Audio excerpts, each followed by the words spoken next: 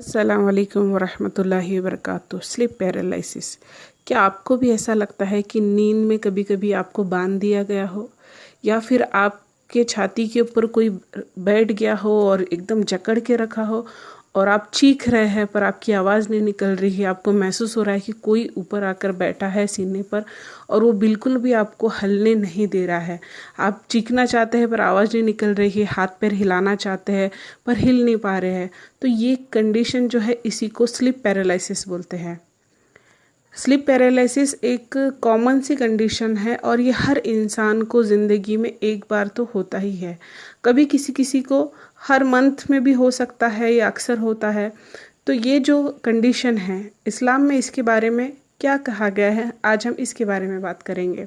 Sleep paralysis यानी नींद की एक ऐसी कैफियत जिसमें जो है जब हम सोते हैं तो हमारा ब्रेन और बॉडी ये दोनों भी जो है ऑफ मोड पे चले जाते हैं, ठीक है। और जब हम जागते हैं तो सबसे पहले बॉडी और ब्रेन दोनों भी उठते हैं, पर स्लीप पैरालिसिस में क्या होता है कि ब्रेन पहले एक्टिवेट हो जाता है और बॉडी जो है रिलैक्सिंग मोड पर होती है, और ये नेचुरल है।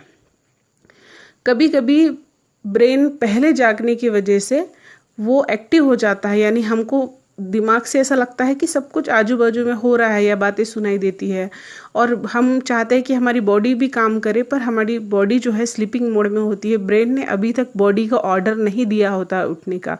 वो इसीलिए कि अगर कभी हम बुरा ख्वाब देख रहे हैं तो हमारे आजू बाजू के जो लोग हैं हम उनको नुकसान नहीं पहुंचाए या उनको मारे नहीं, या हम उठ के चलने नहीं लगे। तो इसीलिए ये अल्लाह ताला का निज़ाम है कि जब हम सोते हैं तो हमारी बॉडी जो है ब्रेन स्लीपिंग मोड पे डाल देता है।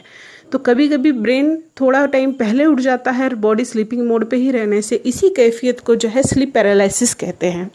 अब स्लीप पैरालिसिस इस्लाम में इसके बारे में कहीं पर भी ऐसा नहीं है कि स्लीप पैरालिसिस यानी कोई जिन्नातों की आपको असर है या कोई शैतान का कोई असरात है। इस तरीके से कहीं पर भी इस्लाम में भी इसके प्रूफ नहीं है, ठीक है।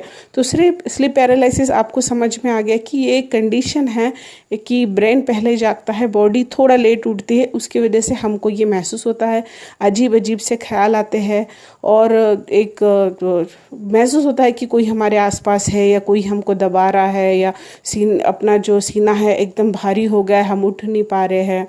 सबसे पहले तो हमें कभी भी जब सोने हम जा रहे हैं तो वज़ू करके सोइए। उसके बाद में सोने की दुआ पढ़िए, आयतुल कुर्सी पढ़िए।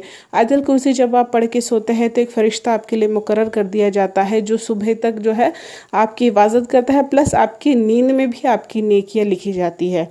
तो इस तरीके से अगर आप अपने डेली रूटीन फॉलो कर रहे हैं तो माशाल्लाह आपको कभी भी इस तरीके से प्रॉब्लम नहीं होंगी। और दूसरी बात, कभी भी सीधे यानी पीठ के बल नहीं सोना चाहिए। हमको जो सुन्नत तरीका है राइट हैंड पे सोने का, सीधी करवट पे, और तो इस तरीके से अगर आप सोते हैं आपको कभी भी ये प्रॉब्लम नहीं होंगी। अक्सर देखा गया कि स्लीप पैरालिसिस जब आप सीधा सो रहे हैं, चित सो रहे हैं यानी पीठ के बल पे, तभी ये जो अक्सर होता है। कभी कभी खूब गहरी नींद में थक के आए हैं, आप सो गए और चित सो गए, आपको बिल्कुल भी करवट बदलने का ये नहीं रहा, तो उस कंडीशन में भी ये हो सकता है।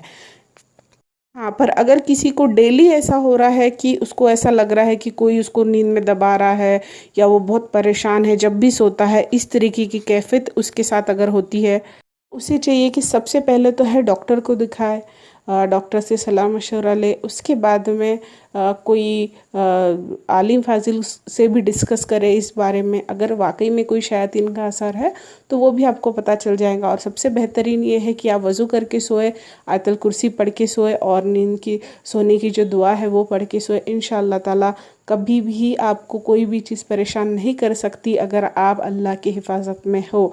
तो अल्लाह की हिफाजत में आने के लिए ये अमल आपको करना पड़ेगा।